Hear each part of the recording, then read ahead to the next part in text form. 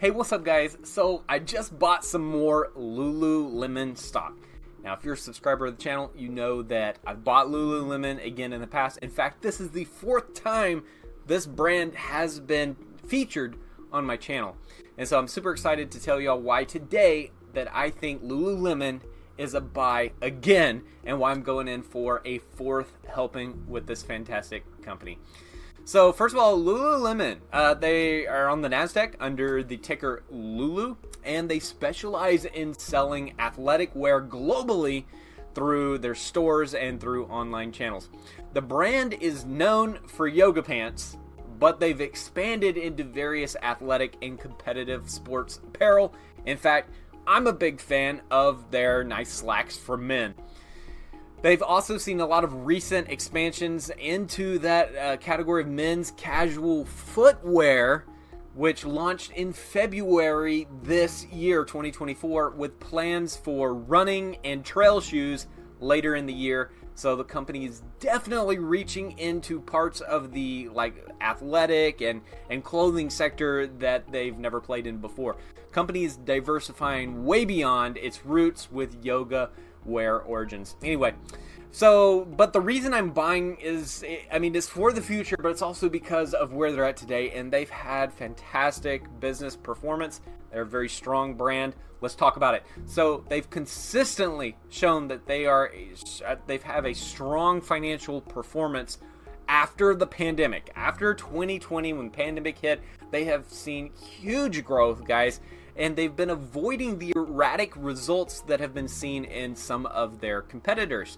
In fact, despite all of this, what I love about Lululemon is that they've maintained a premium brand status, which has allowed for pricing power without significant discounting. That's huge. Customers are willing to pay a little bit extra for that Lululemon brand. And they've had impressive revenue growth with a compounded, get this guys, compounded annual growth rate, their CAGR, of nearly 30% over the last 3 years. Outstanding. Their high gross operating margins have also contributed to a net income of $1.6 billion on their $9.6 billion revenue last year. Absolutely incredible. Now, I know I'm giving you all the hype. I also want to talk about some of the challenges because they have had some recent challenges. In fact, the first signs of the impact from economic pressures showed up with a forecasted decrease in store traffic for Q1 this year, following weaker quarter results in 2023. So they have projected a slowdown, and that slowdown in revenue growth is projected to be about 9 to 10% from the previous 19% in fiscal 2023. So we're definitely looking at a slowdown here, but the stock has overcorrected, in my opinion. That's why I'm coming back to buy a little bit more at this discounted rate. The stock has declined approximately 30% year to date. Again, offering a great sale, in my opinion, and that's why I'm buying a little bit more. So, investment opportunities. The current market adjustment is offering potential investment opportunities either for new or additional stakes in Lululemon. Of course, in my case, it's going to be additional stakes. The company's growth in men's athletic and leisure wear highlights its capability for product innovation, and that's always what I'm looking for in a company, guys, is I want to see that the company is willing to innovate. If they're just stuck where they're at, just constantly doing the same thing year after year after year, I don't want any of it. I'm a growth stock kind of guy. Now, let's talk about geography for a minute, because the revenue has mainly been from North and South America. 79% of their revenue, North and South America, with the remaining in China mainland, about 10%, and then the rest of the world is about 11% of their revenue.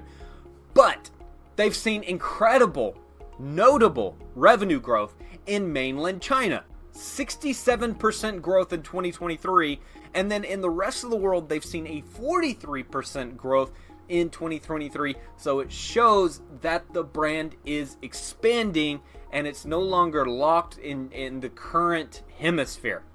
So when we talk about brand awareness expansion, the CEO, Calvin McDonald, emphasized a low unaided brand awareness, 31% in the US and 14% in China. But they plan to open 30 stores, guys, outside North America this year. 30 brick and mortar stores this year outside of North America, focusing on increasing their global brand penetration. And I love to see a company do that. So, I mean, I'm already a big Lululemon fan, guys, but it's just, I feel like there's so much more they have to offer, and I feel like that it's, like I said, on sale right now. People are buying, people are selling when they don't need to sell. I think this is a great opportunity to scoop up some more shares. When we look at their current market risk, future market risk, of course, there's immediate risk from cautious U.S. consumer spending, which is affecting their short-term business outlook. People are just not spending as much money right now. There's also a growing business in China, which poses the potential risks for geopolitical tensions. Anytime a brand becomes diversified across country borders, anytime it becomes international, there's going to be that risk with those geopolitical tensions and local consumer preferences playing into that. Also, I mean, a lot of people have been recommending this diversification in other Asian markets like Japan, India, South Korea to mitigate these risks, and I expect that they will be pushing their brand into these other countries very soon. So, who is this for? Who is Lululemon for? This is, to me, this is like the ideal investor.